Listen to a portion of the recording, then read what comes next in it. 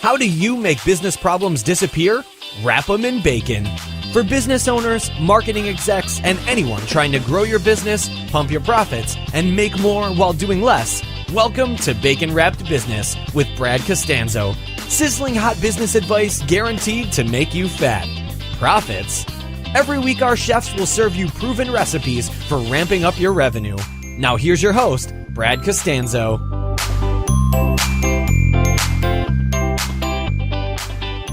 All right, welcome back to the show. This is Brad, and if for some reason this is the first time you stumbled across the show, maybe you saw the topic or you saw the guest being interviewed and you're like, all right, I'll come check this out, and it's got bacon in the title. I mean, how bad could it be? Well, I am Brad Costanzo. I'm the host of the show, and this is my platform to interview some really amazing, inspiring, and smart entrepreneurs and thought leaders and people who are doing stuff that I really want to know more about. As most of my listeners will can attest to, I don't have people on the show who are just looking for publicity for themselves unless I have authentic curiosity about who they are, what they're doing, and how they've been so successful. That being said, today's show is with somebody just like that. And although publicity is a big part of what she does, we're going to hit on that and some other really cool stuff, because she has not only introduced me to former guests such as Bushra Azar, who you may have heard on a most recent episode, but she works with clients as a business strategist and a publicity coach for visionary entrepreneurs and experts and authors. And her work has been endorsed by thought leaders such as Marie Forleo, Daniel Laporte, Derek Halpern, and a lot of other influencers, both in online and mainstream media. Selena helps her clients make very powerful connections and increase their visibility and develop solid strategies to take their business to the next level. She's also a writer for Forbes, HuffPost, and Positively Positive, amongst others. So without any further ado, I'd like to welcome Selena Soo. How are you? Brad, a quick thing. I think they gave you the wrong bio because I don't run my mastermind anymore. Oh, whoops. Okay, so let me just redo the bio. Okay. And I can edit that out, no problem. And, okay, let me just make a note to tell Catherine.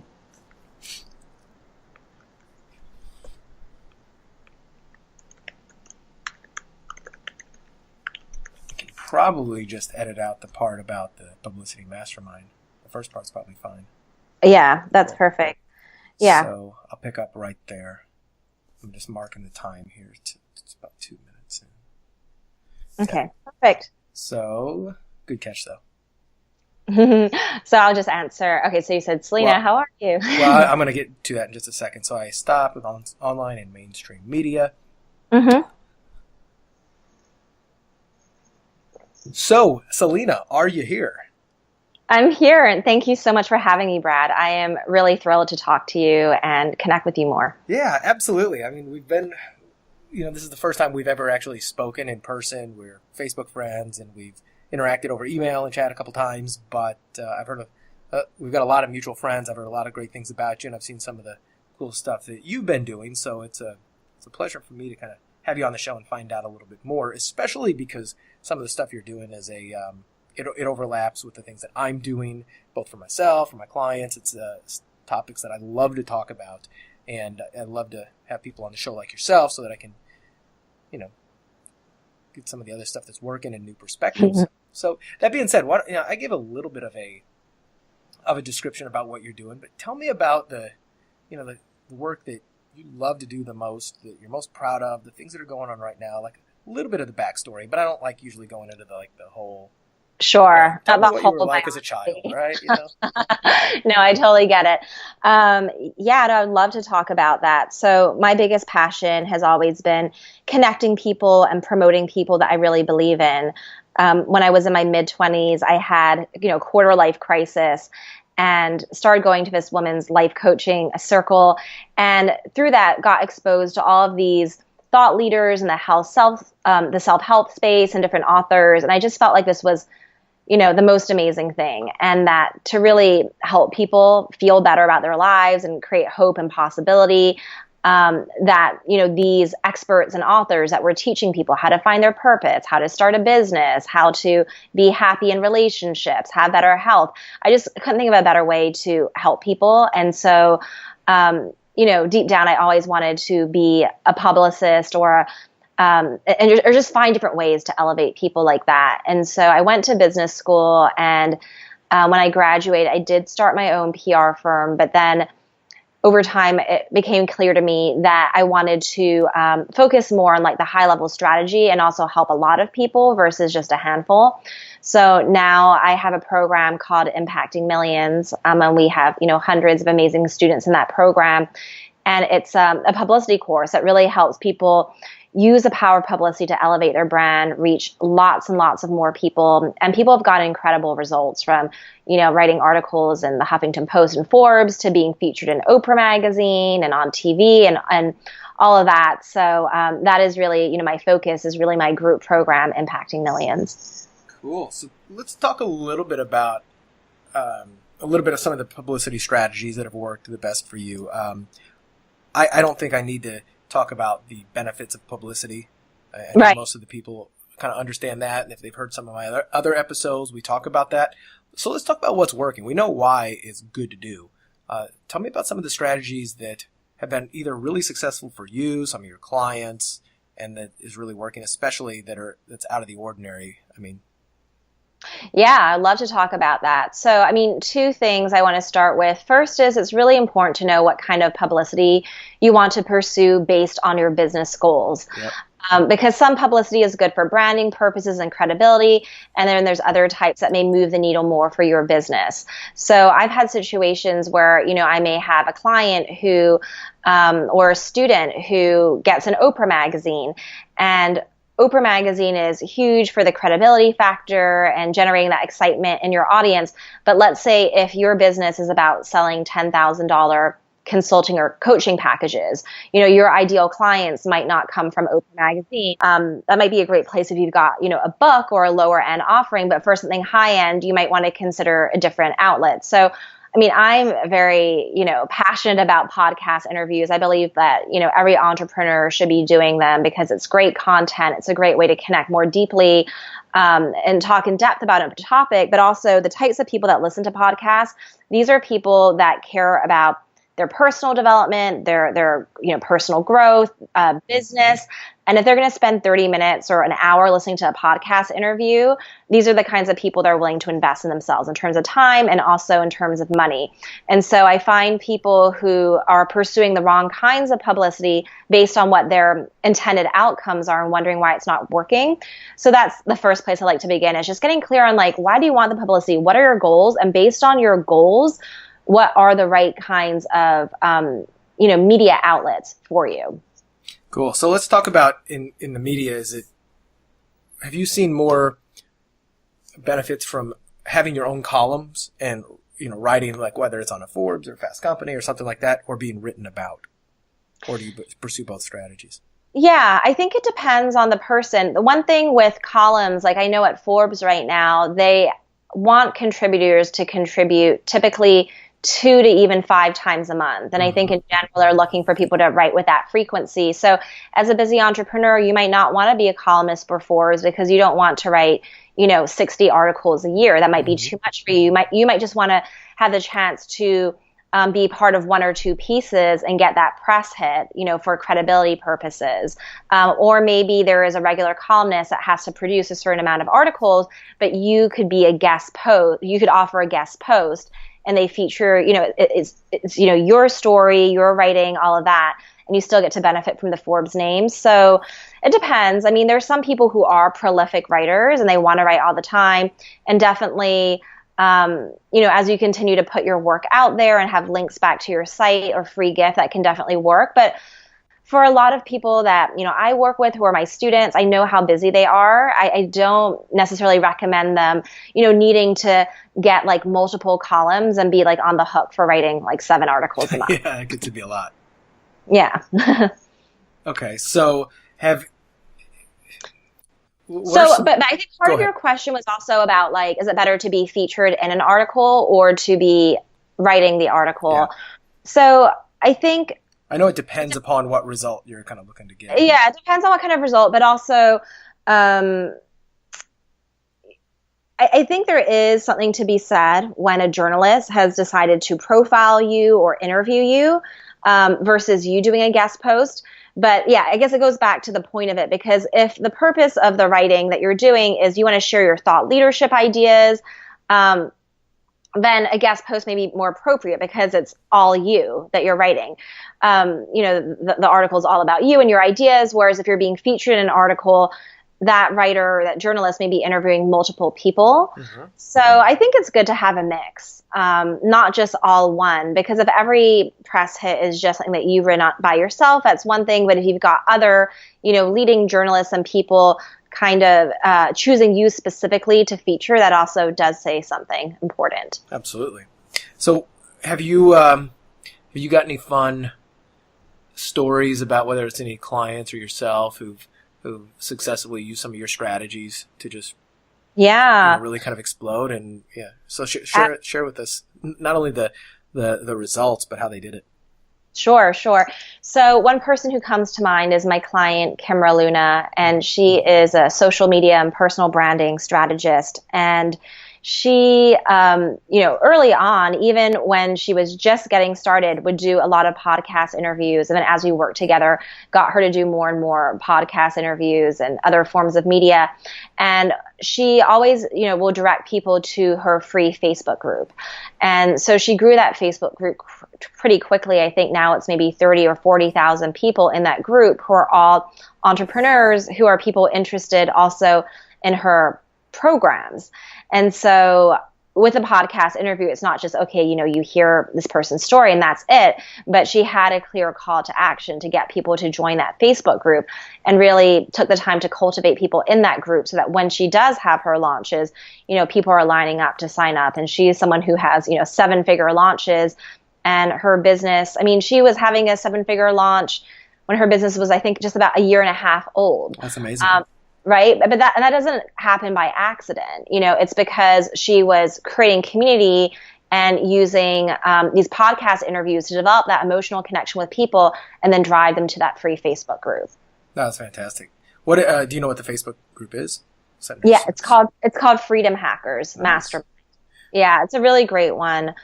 Do you have your own Facebook group as well? I don't know. Yeah. I don't. It's one of those things that I know I need one. I've never created one for myself. I've created them for clients. I've done a lot of that other stuff. It's what did they say? The cobbler's kids have no shoes. Yeah. I don't know. I have mixed feelings about Facebook groups. I think first, I really do think it's such an individual thing. Yeah. For a number of my clients, they've got their free Facebook groups and it's so perfect for them. Mm-hmm. But for other people, it doesn't make as much sense. For me, one thing, when I think about my own business is I'm always thinking about how to conserve my energy, but it's also because I exert so much energy. I'm so passionate. I have, big group programs, but I also have some private clients, and I'm managing a lot of relationships. I'm managing, really hundreds of relationships when it comes to my media relationships, affiliate relationships, influencer relationships.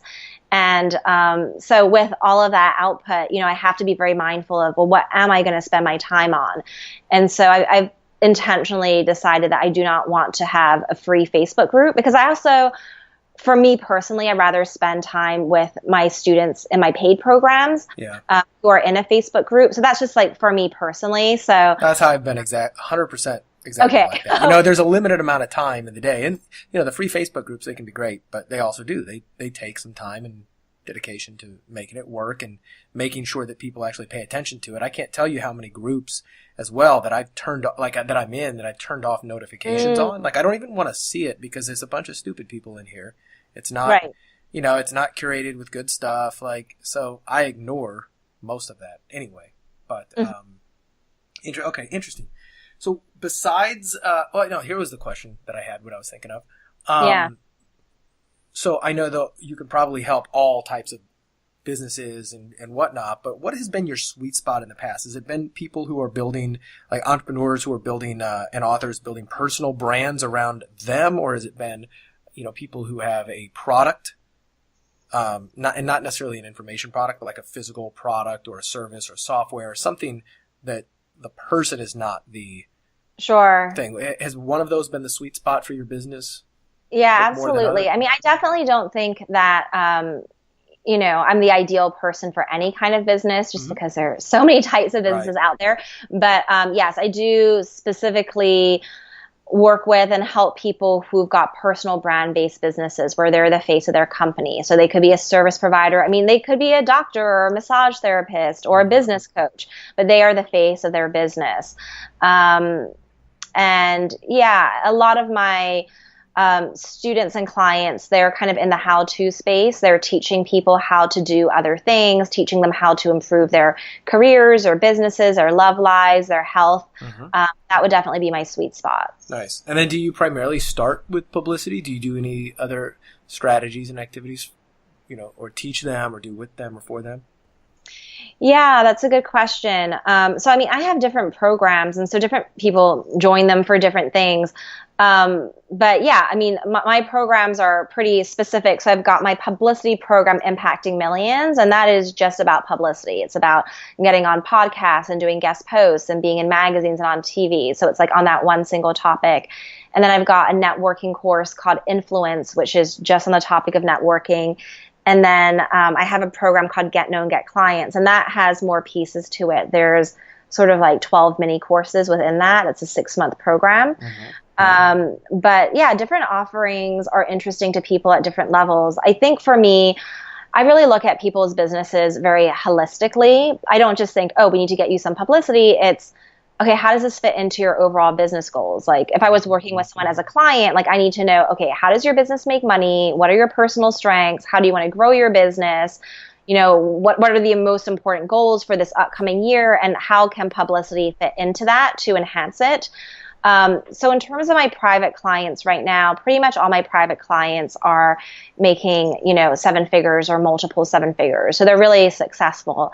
And so they generally do have that base, and it's helpful for them to know that, I'm an entrepreneur like them. And so it's, I'm able to see the bigger picture of how all this works to grow their business. But yeah, I think that's how we need to look at things as business owners, because everything needs to fit together to help you move forward with your most important goals. Yeah. As somebody who creates offers and trainings and things like this for people, what have you found has been the biggest hot button for your market, that what they really, really want? I mean, because I know there's some people who are, they're actually chasing fame for fame's sake, right? Like they're like, I just want to be known. And it's kind of that, I want to be the popular kid in school again. And they're not even thinking about the business or whatever. And then there's other people who've got a more strategic view of it. And like you said, you teach publicity and networking and things like that. Like, what have you noticed has been the big hot button for clients that gets them to hire or buy or choose you? Yeah, I mean, I think that people are drawn to me because they share similar philosophies. So I do think when people start thinking about publicity, because in the industry, there is this kind of common mindset around, I want to go from zero to Oprah. Exactly. And, if you don't have any clients yet, or even if you do have clients, first stop is not, Oprah's couch, first Super Soul Sunday. So, I mean, at the same time, I am someone who thinks big, and I love people who think big, but I also want us to also be somewhat realistic and just clear on where are we right now and what's the next best step. Because I have had situations, where I've just met different people who, they're just like, okay, I want to make, 6 figures right away. And the next year I want to make 7 figures. I want to be on Oprah. And then they get all excited and they burn themselves out. And it was just like, they're not focused on the right things in the right order. So I think that what is really important is getting clear on what are the right next steps. I think in our industry, I think one of the challenges and the opportunity is that there's so many ways to grow your business and to market yourself. And it's like, oh, well, should I, be, I don't know, spending more time on Instagram or doing a free challenge or hosting a podcast or doing affiliates or this and that. And I think that a lot of people, they feel guilty for not doing more. And that guilt doesn't really serve them. So I think with the clients and the students that I work with, like I just really encourage people to get clear on what are the things that they are excited about. It doesn't matter if like, you know, other people aren't saying that is the cool go-to thing to do right now. It's like, what feels good for you? I mean, in my own business, I've never done a Facebook Live or a challenge or, you know, I'm not on Instagram. I mean, there's just so many things. Everyone's like, oh my God, you have to do this. Like this will change everything. And I don't even touch any of those things. And not to say that in a year or two, I might not, you know, maybe I'll consider them, but I know what I'm good at and I know what's exciting and enjoyable for me. And I focus on that. And so with my clients who are at the 7-figure mark, I mean, there's a reason why they're there. It's because they're really focused. And they don't try to do everything. They're really true to themselves and their strengths. And that really goes a long way. What are some of those things that you love to do and that you're really good at, like you just mentioned? Like, what are some of the things that for your own business?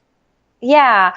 I mean, I really enjoy writing emails to my audience. And for me personally, I don't have like, oh, every Tuesday I have to send out an email. And that isn't a bad strategy. I mean, certainly there is something to be said for consistency. But I just write emails like when I feel like it, or, you know, if I'm like launching something or if I want to, you know, there's just something in the moment that I want to share with people.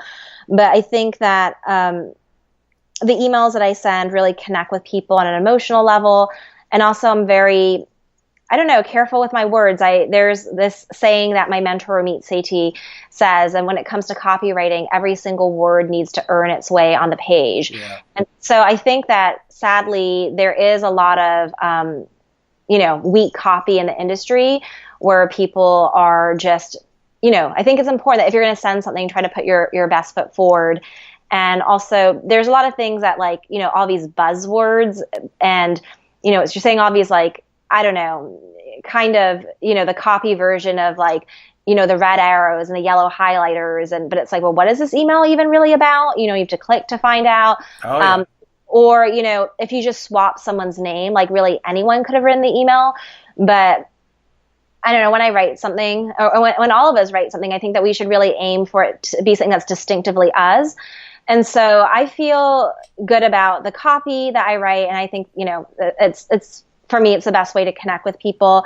And then also I think that I've just been able to stay really true to myself. You know, there are some people who they write in a certain way for marketing purposes, but that's not how they sound in real life. Yeah. But they know that works.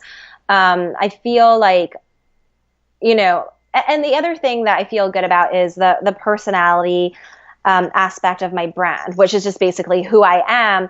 But, you know, I'm very open about being someone who is introverted and, you know, like typically what you find sometimes is you think like, okay, well, to be successful, I've got to be bold and loud. And, you know, I've never been the kind of person who is like running for the microphone or like wanting to be on stage.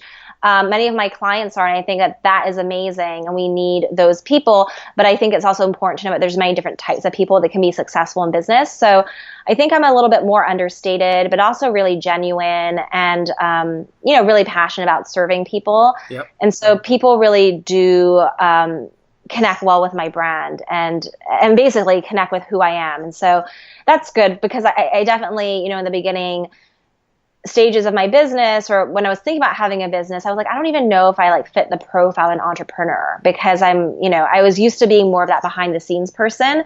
So it's been really exciting to see that I've been able to actually develop a business and connect with an audience in a way that really resonates with them. Yeah, I love that. So how on your business, what's been the most effective way for you to personally grow it? I mean, there's publicity. Yeah. I know you've done webinars. I mean, what's been your most effective strategy personally? Yeah, for me, I mean, it all comes down to relationships. Mm-hmm. And so I know it's a broad concept, so I can kind of, you know, narrow that in a little bit. But I think, you know, early on when I started my business, I had been helping people and connecting with people like Marie Forleo and Danielle Laporte and Ramit Sethi. And so these were people who endorsed me, you know, early on. And I, because of those endorsements and because I had helped people like that, other people were drawn to me. And so I got like a lot of high-end premium clients from the get-go. So I think when people think of me, they think about who I'm connected to. So like, oh, she works with Kimra Luna. She works with this person. She works with that person. Well, if they're all working with her, I want to be someone who works with her or joins her program. So I think that has been really huge for me. And then I think the other piece is now this affiliate piece of my business is really becoming a much bigger thing. And it's interesting because before I started my business and before I went to graduate school, I was working at a nonprofit and I managed a junior board. And the junior board was responsible for fundraising and getting in-kind donations and helping set up these different corporate partnerships. And so my role was to motivate these people. And so now that I have, these strong affiliate programs, I have to, motivate a team of people to get the word out about what I'm doing. And so that's something that's been very, it's really fun for me because I like doing that. I love like motivating and leading teams. And, people become affiliates for a variety of different reasons. I mean, one is definitely you need an offer that converts. If they're going to spend the time, you want to make sure they're making money. But the other one is also personal relationship with that person, knowing that person really cares about them and has their best interests. And I feel really good about how I grew my affiliate program. I mean, when I first got started, I definitely was in a scarcity mode where it's like, oh, I really want people to promote me and, want them to say yes, even if they feel slightly pressured. I need affiliates, like if I'm to be honest, it's like, we really want people to say yes. And now I'm at this place where I don't want anyone to say yes unless it's truly right for them. So one of my friends who, she'll be a top affiliate was asking about my program and saying, oh, maybe I should, be an affiliate. And I was like, oh, let's talk about it. And, and I was also saying, if you change your mind later, it's totally fine. Or, based on what you're saying to me, we could just figure out how that would work and if that would make sense for your audience. But it's like, I'm really not attached. I mean, obviously I want to be able to partner with people, but I'm always thinking about them first more than me. And that's why I think people feel very safe and know that I'm the kind of person that they would want to do business because I'm always putting them first. Exactly. Now, when affiliates promote you, are they typically promoting a webinar? Are they promoting something else? So they're part of the overall launch, and they would start with promoting different lead magnets, and then they would promote the webinar, and then once, the offer is made and it's like public to the list, they would, also promote like their bonuses and things like that. You also mentioned that early on you had some really good endorsements like Marie Forleo and some other people, right? That was early on. So how did you go about getting the early endorsements and relationships with them? This is like before you blew up. Yeah, that's a great question. So I wasn't really like seeking those endorsements necessarily, but one thing about me is like I'm always just looking to be helpful, and I've always gravitated towards like these thought leaders that are changing the world. And so with like Danielle Laporte, for example, I mean, I don't know, like 10 years ago or something, I think I reached out to her because I saw her in the Ladies Who Launched newsletter. It was like this women's entrepreneurship group. And I just reached out to her saying I love what she was doing. And I had some ideas. I wanted to connect her to some people. I didn't ask for like time on the phone with her or anything, but just like, oh, here, I want to give this to you, help you, that kind of thing. So that was the start of that relationship. And with Marie, Ramit Sethi connected me to her when she was looking to talk to someone about publicity and get some help around some things. And so, I've always just tried to find ways to be super helpful to people. And then when I realized, I do want to start my own business, I would reach out to them saying, hey, I'm launching my website and I, hoping to get a couple testimonials on the website. Would you be willing to, offer me something? I would love to make this as easy as possible for you. Happy to, whether it's, well, actually, I didn't even need to say that because I remember Marie was just like, she just wrote back and she's like, yes. And then she like had the endorsement right there, which was like the best endorsement ever. That's great. And I think that it is so important. I really think about these influencer relationships as a form of publicity in many ways. It's kind of like, you have the media logo of like Forbes on your website. If you have a testimonial from an industry influencer, I mean, that's arguably even more valuable because there's more people that have the ability to get quoted in Forbes versus, there's only so many people that someone would be willing to endorse. And then also these influencers, they have their own platforms or media outlets. I mean, even just their Facebook is essentially, a media outlet in a way, because media is really about, it's a platform where you're reaching lots of people at once. Their newsletters, that's a form of, I think of that as a type of media as well. So when people are thinking about how do I get known, how do more people know about me, how do I leverage the power of publicity, you want to think broadly. And also a lot of the top influencers may have a podcast or a guest post opportunity or something, so it's not just kind of those household name brands in terms of traditional media outlets. It's also goes a lot broader. Yeah, 100%. What's been, do you have any really like high leverage strategies that you've used? Or let me frame it another way, because I've asked other guests this exact same question. Is there a tactic or a strategy that you can reveal that it almost pains you to reveal because it's so good and you usually charge for it? High level strategy in terms of publicity, marketing, anything. Is there anything out there you're doing right now, as I said, that it almost pains you to reveal? You're like, yeah, and you're kind of cursing me under your breath because it's something that typically only your paid clients receive. If not, that's cool, but I'm just curious. No, there's not something that like I really would only tell my paid client. One thing that's coming to mind is I think brand is really important, and I think prestige is really important. And so I feel like sometimes, people think, well, when I'm trying to launch something, I need to send like a ton of emails. And I think that sometimes when you do, I think that there are actually, I know sometimes people say, oh, there's no such thing as giving away too much free stuff. I actually do think there is such a thing as giving away, where people are getting, just way too much. Like, they get their thirst quenched. Yeah, exactly. Like if, let's just say, I'm just kind of making this up, but let's say someone had like a free Facebook group and they were spending all day, like in the Facebook group, coaching people and engaging people like ongoing for free. And they're doing these free challenges that are really, and providing content along with the challenges that could be a course, and they're this and that. And then they try to sell a $2,000 thing. And while theoretically it's like, okay, well, they've gotten results and this and that, I actually think it can make it harder to sell, because it's like, okay, I already got enough of that. And it was probably, if like the challenge was also a lot of work, it was like, okay, it was so much to keep with the free thing. I don't think I can take in the paid thing. Yeah. And so for me, I think that when I do webinars, they are really valuable and people are really impressed by what they learn. But obviously, there is also that marketing piece to the webinar where you're letting people know about, an opportunity to work with you further. But I think that sometimes because I do less marketing, I'm more effective. So one example is I did this one-day mastermind event at my home, and I only shared it with people in my Impacting Millions group. So it was just, about 200-ish people that I shared it with versus, my full email list, which is a lot more people. And I just sent an email saying, hi, wanted to let you know that tomorrow at 10 a.m. I'm going to be announcing something, special. And, it's very limited numbers, and it is going to sell out in a matter of hours. And I don't even remember exactly what I said, but I just kind of built it up and just told them, that this is special. And if you want to work with me, you're going to want to pay attention to this. And then I sent out the email, and it was for the one-day mastermind, $2,500 or $3,000 with a payment plan, no sales page, only, an order form to pay.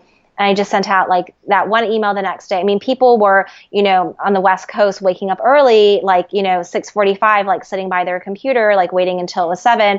They saw it, they signed up, sold out really quickly in just a couple of hours, 10 spots, made over 25 grand, like very quickly. That's it. Moving on.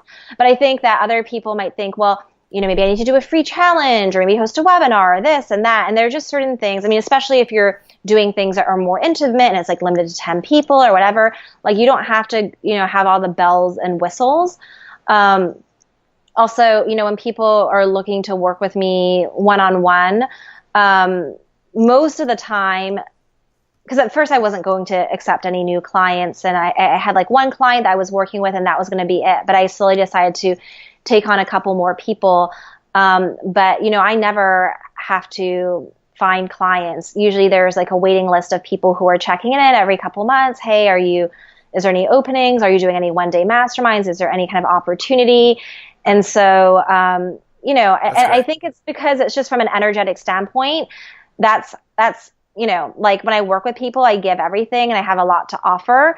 But I think that there's a lot of people in their businesses right now that are just kind of coming off, like they're almost becoming like too available to people. Mm-hmm. And that's not really, I don't know, like fully like respecting the value that you bring. It's not, you shouldn't have to beg for a business. People, should be coming to you because you've done a good job of like conveying what you offer and how you can help. Yeah, there's a very delicate balance there between being everywhere and seeing so much value being given out to where it's like, wow, this person really knows what they're talking about. But I think of that as that, if you find somebody who's the best client in the world, the old copywriting adage, but it's find somebody who's dying of thirst in the desert, like because even if you have a dirty glass of water, they're going to drink it.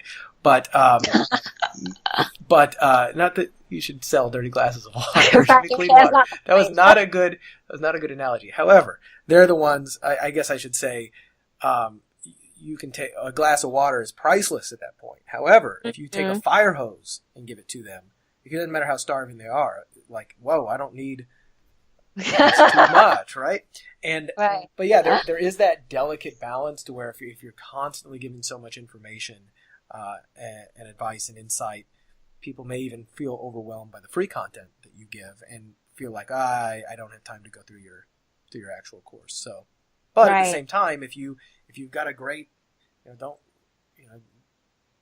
can't hide it from everybody. You got to put stuff out there that kind of solves problems. And I like to tell my clients as well is like if you're going to put out the content, put out content that does solve very specific problems, micro problems that are maybe part of a bigger solution, but that makes them want more, that gets them some results in advance, that gets them, intrigued to go, okay, if Selena's got this, I wonder what else she's got. So, right. Yeah, it's a dance. So are there any nuts you're trying to crack in your business right now? And a nut you're trying to crack could be, some challenge you're trying to get over, some resource you're trying to find, a skill you're trying to learn, a person you're trying to hire, money you're trying to raise, just any kind of a nuts you're trying to crack. Yeah, that's a good question. I mean, I think that, I've always been someone who's very intentional about what I do, but even more so, like I really am trying to be super mindful about what I say yes and no to. In 2016, it was a great year. We, hit the $1 million mark for the first time. But there were also aspects of this year that were really challenging. So in the beginning of, the year, we had a lot going on. I had a live event happening in February, and right before that, I had a launch in January. But the live event was something that was, I sold tickets to it, but also it was originally designed as a bonus for people that joined one of my programs. And, it's like, okay, well, we're doing the live event. Everyone's going to be in New York City, might as well do like a 2-day video shoot to get testimonials. And well, since everyone's in New York City and a lot of people have wanted to work with me in a more intimate way, might as well do a 1-day mastermind. Oh, everyone's going to be there. I guess we're going to need an offer. Okay, well, this program, impacting millions, we need to create it now. But then we're starting with all the marketing from scratch and the content creation from scratch. And I had other launches that were lined up right after that. And so I just said like yes to way too much. And I think in the moment it made sense. Like, I don't really do big live events often. I've only done one in the history of my business. So it's like we want to maximize the opportunity. There's 200 people in the room that want to buy something.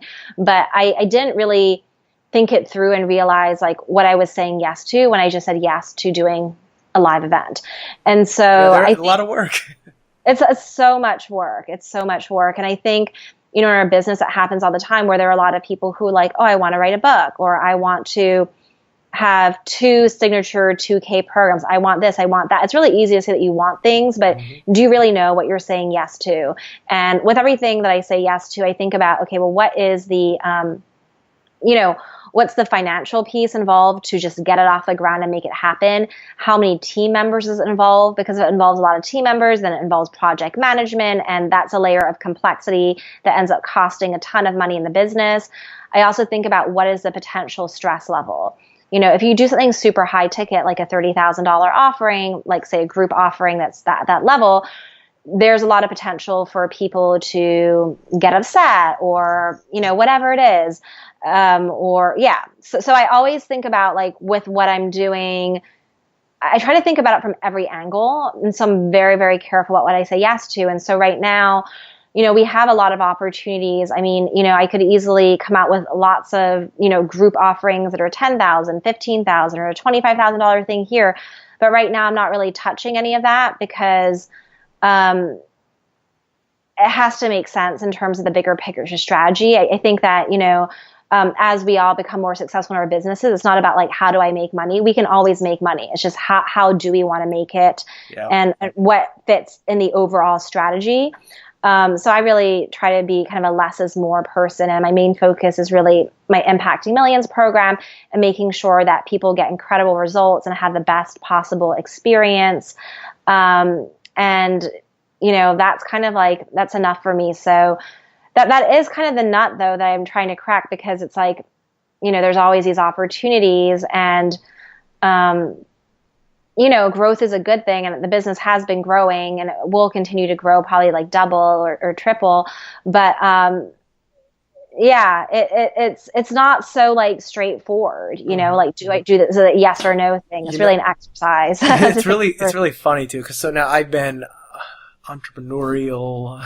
I've had my own business here from now since, 2008. So I guess we're going on 8 years, or we're at 8 years. Shoot, we're going on 9. Crap.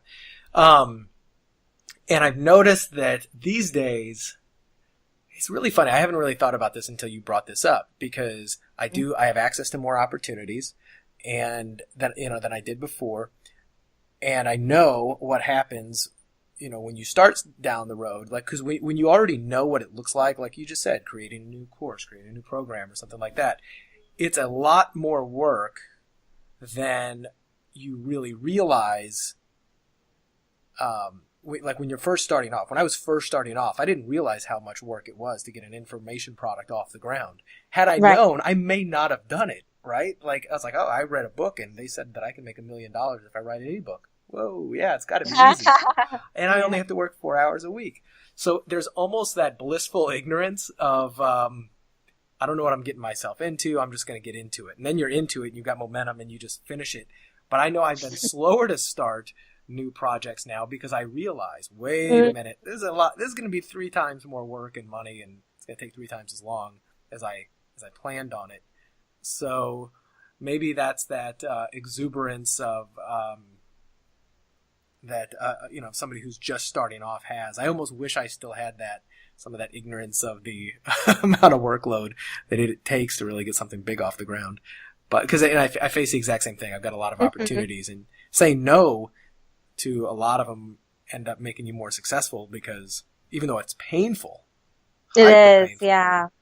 You know, like, because I think we all think we can do anything, and we want to do stuff, and we love variety. Yes. But finding the most highly leveraged activities that we can do, and I think, you know, that kind of goes back to, you know, just really thinking about your brand, and like you said, you know, who are you? What do you want to be? What do you want to do? What do you want to be known as and for? And then once you have that, obviously, now you can attack publicity and marketing and relationships with a lot more vigor. But this has been good. I really, really like this. I mean, we're recording this on the 28th of December, 2016. So we're just, you know, hours away from a new year. Any big goals for 2017 for yourself? Big goals for 2017. No, I think it's just about, you know, being smarter in the business. And it's not about like doing more. It's, you know, other things we're doing, how can we do them better? Is there anybody you're trying to reach or get a relationship with that you don't currently have a connection with yet? Whether it's a individual person, their name, or a type of person? I mean, I'm always looking to build relationships with people in the media. Okay. And I'm always looking for opportunities to share with people inside my Impacting Millions group. So that is something that I'm always interested in. So yeah, media people are the types of people that I love to connect with. Okay, perfect. Just writing that down. So if any of my listeners have any great connections in media or are a great connection, where's the best place to get a hold of you? Yeah, they can email me. They can email hello@selenasoo.com. And if people have an opportunity, like let's say if they've got a podcast and they're looking for some great guests, I've got, hundreds of incredible entrepreneurs who are media trained in my Impacting Millions group. So would love for people to, think of me for that because I love sharing those kinds of opportunities. Oh, fantastic. Well, Selena, thank you so much for being a guest on the show. This has been awesome. And I'm glad we finally got to connect in person. Well, over Skype at least, 3,000 miles away.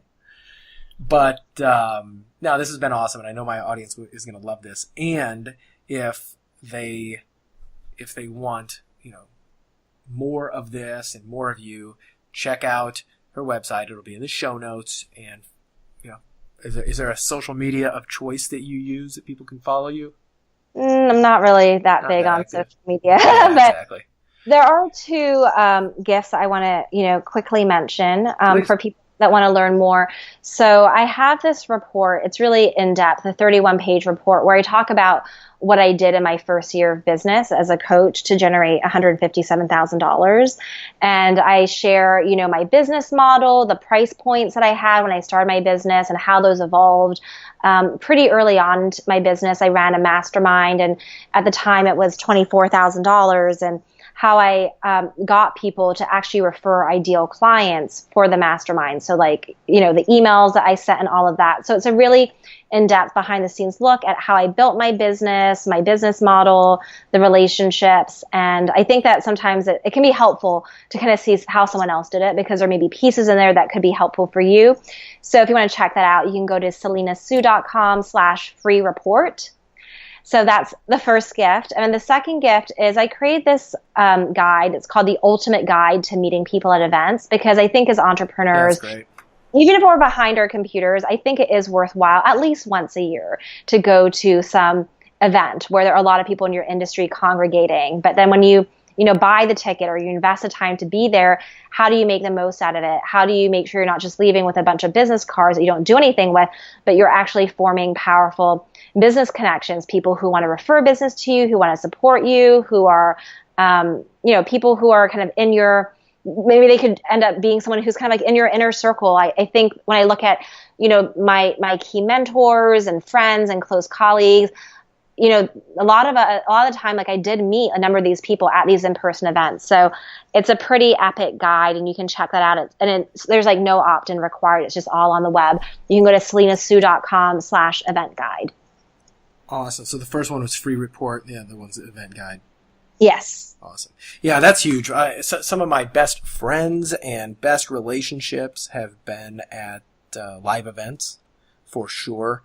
I do catch myself not even actively networking. I mean, I end up meeting new people at them, but I could probably be even more proactive. But they still have been some of the absolute best things I've ever done in my entire life. I mean, relationships are the name of the game, or at least they have been for me. So I know they have been for you as well. But this has been awesome. So Selena, thank you so much for sharing this. Guys, go check out her free report, selenasoo.com/free report and selenasoo.com/event guide. And if you guys have any questions for me, for instance, let's say you're trying to grow your business and you're stuck and you're not sure exactly which direction you want to take, and should I do a webinar? Should I create a sales funnel? Is my marketing message right? I don't know what to do. I'm so confused and I've got so much going on. Feel free to reach out to me for a second opinion. You can email me directly at askbrad@baconwrapbusiness.com. You can tell me all of your ills and to see if I potentially have a cure for one of them, or if some of the people I know may. That's one of the benefits of doing this podcast for the past 2.5 years, is that I know a lot of people that if I can't solve your problem, maybe somebody like Selena or one of my former guests can. So utilize the resource that you've got. Once more, send me an email to askbrad@baconwrapbusiness.com. By the way, I'm reading an amazing book by a friend of mine. It's a now New York Times best-selling book called The Subtle Art of Not Giving a Fuck by Mark Manson. Fuck on the book is actually redacted with a little asterisk, but not on this podcast. I cannot recommend it highly enough. It's been really an amazing book. It's not a business book, but it's really a lifestyle book, and I thought I'd give Mark a fun shout out. Not that he needs it, but I think it's a really cool way to kind of clear your head, especially if your brain is all stressed out with entrepreneurial emergencies. And if you guys have any books that you would recommend and want to let me know, shoot me that email with a book recommendation over to askbrad@baconwrapbusiness.com, and I'll check it out. All right, Selena, thank you once more, and I look forward to staying connected with you even further. Thank you, Brad. All right, see you guys on the next episode, or I should say episode, because this is too hot.